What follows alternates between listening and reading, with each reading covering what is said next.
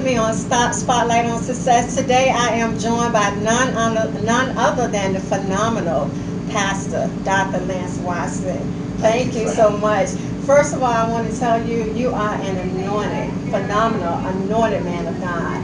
And I don't say that with fluff in it. It is true because, listen, I wrote a few things down about your credentials and who you are.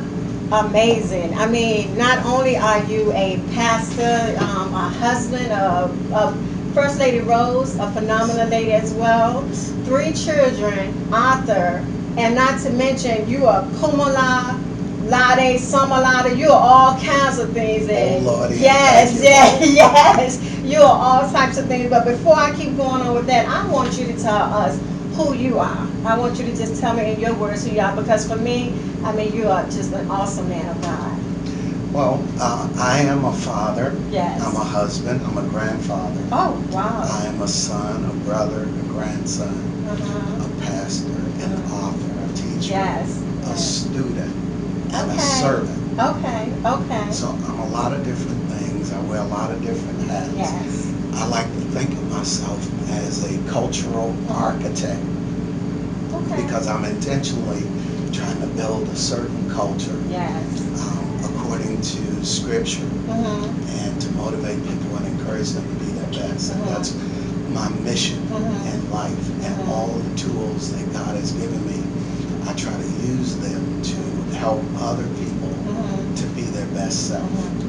Okay, and I believe that that's where go back to the city of possibilities. Absolutely. Yes, yes. That was actually a dream born over 30 years ago.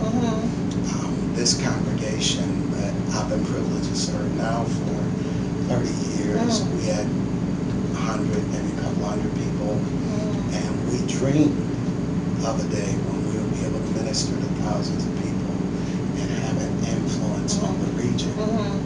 And part of that dream was that we prayed and asked God to allow us to have the privilege to build a community. Yes. We had a lot of young families in the church, and we wanted them to have the opportunity to live in new homes and to use that as a building block in the creation of wealth and as a foundation for the future of their family and their children. So the City of Possibility is a master plan community that we're working on now that encompasses about 350 acres of land that we've purchased in East Henrico. And we're going to build a multiplicity of neighborhoods, school, performing arts center, there'll be commercial spaces, office spaces, some retail space, all to glorify God and to benefit the community. We called it Possibility because we are believing it's going to be a legacy for our children and our grandchildren that all things are possible for those that believe. And so we're hoping not only that it would be successful, but that it would be a model for other faith communities and other communities that minister to disadvantaged people. That you can still control and have a say in how your future is shaped. Yes, and I just know that this is anointed by God, everything that you're talking about, because the website is called Spotlight on Success. Yes. And everything that you've given me goes back to being successful and the possibilities of just having hope. This website just basically talks about giving back through inspiration, giving through the word, giving back to people something that they can have hope in. And the city of possibilities, I can see the vision. I can see the vision. I know that you have 3 locations, Petersburg, Southside, Richmond, and Creighton Road.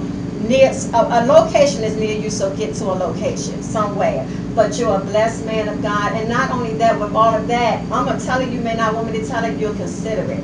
Case in point, you've taken the time out to meet with me. You've always been there when I can reach out and say, Pastor, I'm going through. And you are very, very considerate and anointed. But I want to ask you to tell the people, how is it that you do all that you do? You travel on top of doing all of that. You have books, you have your preachings, you have the city right here, you have the bookstores in here, the credit union.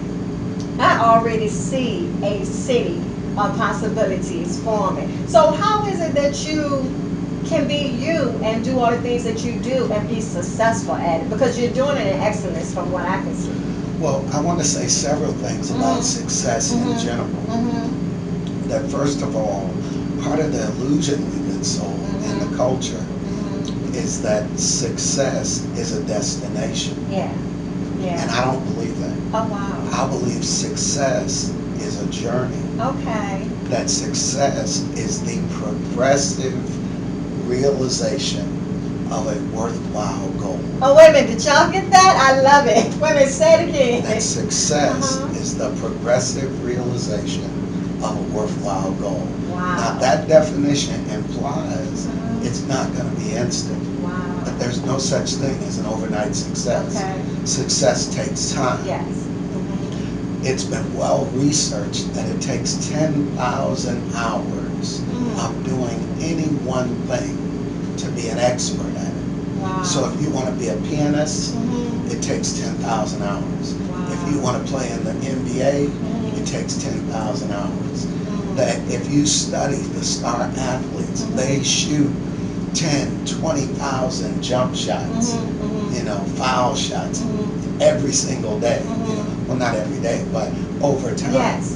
They shoot over and over when there's no camera watching. So success is a progressive realization. It's something that requires discipline. It requires focus.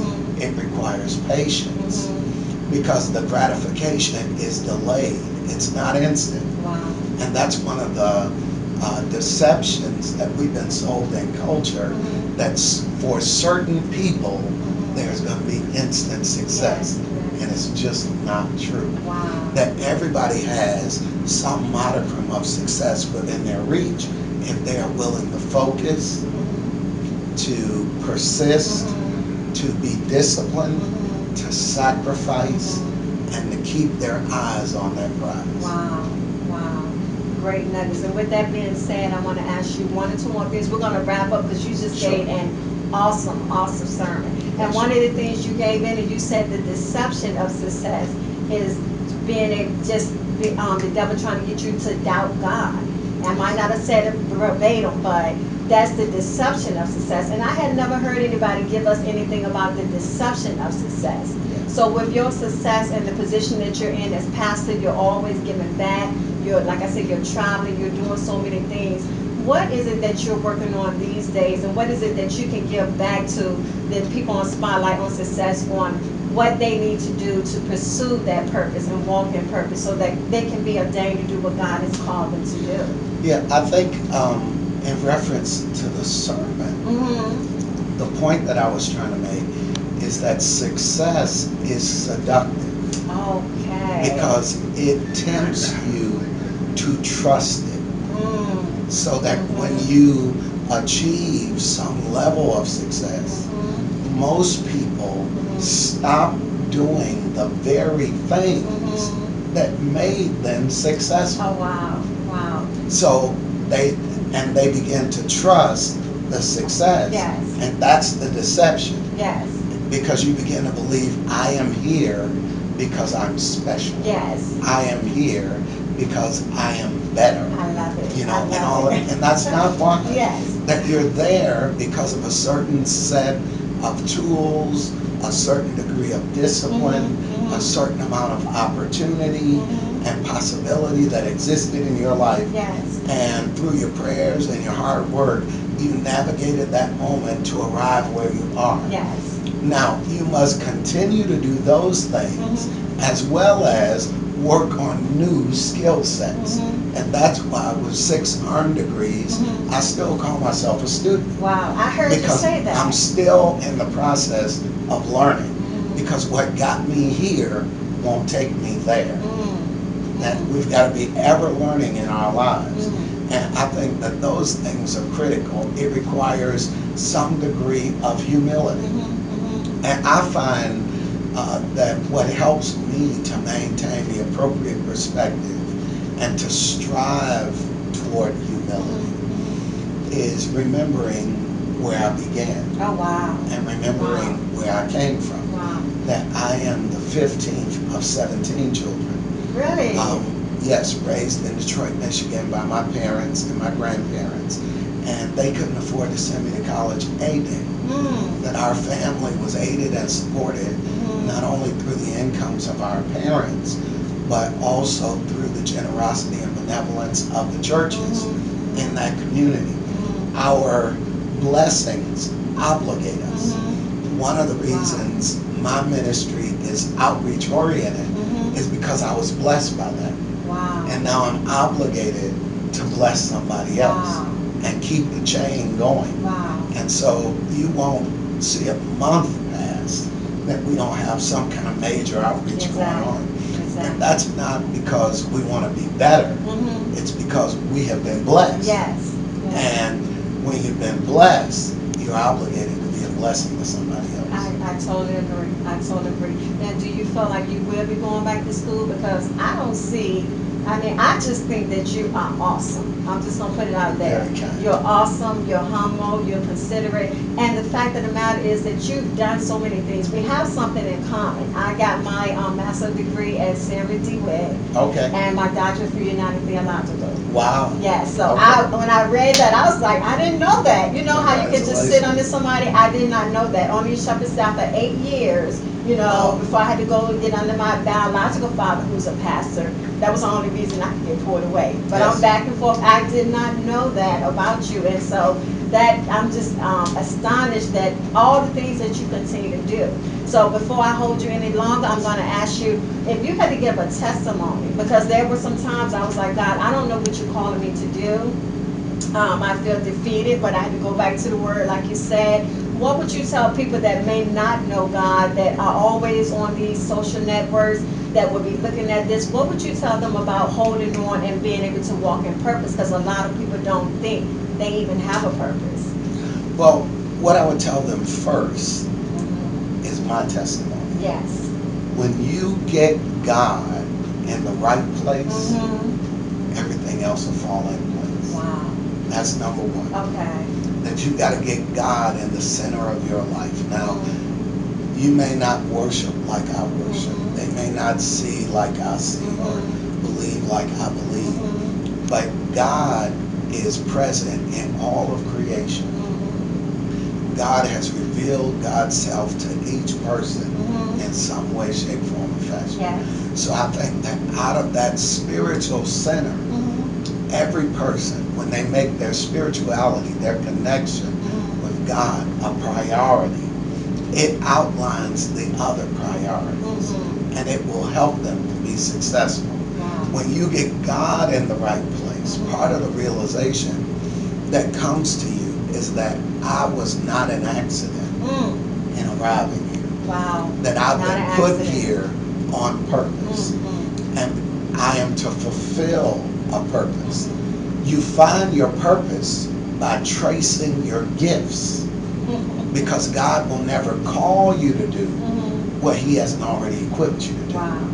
So God will not call you to do something that you hate doing, you really don't want to do, you're not equipped to do, you're not qualified to do. God calls you in the area of your giftings and your passions. That your calling is what you would do for free. Yes. And most people, when they're children, when they're young people, they have a sense of, I would like to do this with my life. And then as they grow older, people talk them out of it. Yes. And so they end up with a job instead of a calling. Yes. Yes. See, and so the challenge is the same for all of us, to pursue your passion, pursue your calling, and become so good at it that people will pay you to do it. Oh, wow. And then you don't go to work. Yes. Yes. Because you're having fun and you can't believe you're getting paid. That's right. That's right. That's right. And I know that you're fully walking in your purpose. Well, I'm on the way. I Oh, ain't okay. fully there. Okay. Yeah. Well, it looks like it. It looks like it. I always believe that the best is yet to come. All And right. when somebody asks me, well, what is your best day? I said, my next one. I like that. I like that. I like that. Pastor, I don't know what else to say, but thank you Thank you for from the having bottom me. of my heart, because you have given us some nuggets that I mean, you can't buy this on the street. You can't get it anywhere else. This is wisdom. This is wisdom, and this is anointed by God. And I pray your strength. I continue to pray that you do all that God has for you, because you don't know what seed you have planted in me just by being with me today. So I thank you so much. Guys, thank you for joining us on Spotlight on Success, because this is a success story right here, anointed by God. There's nothing more that I can say, but tune in. Pastor has 3 locations.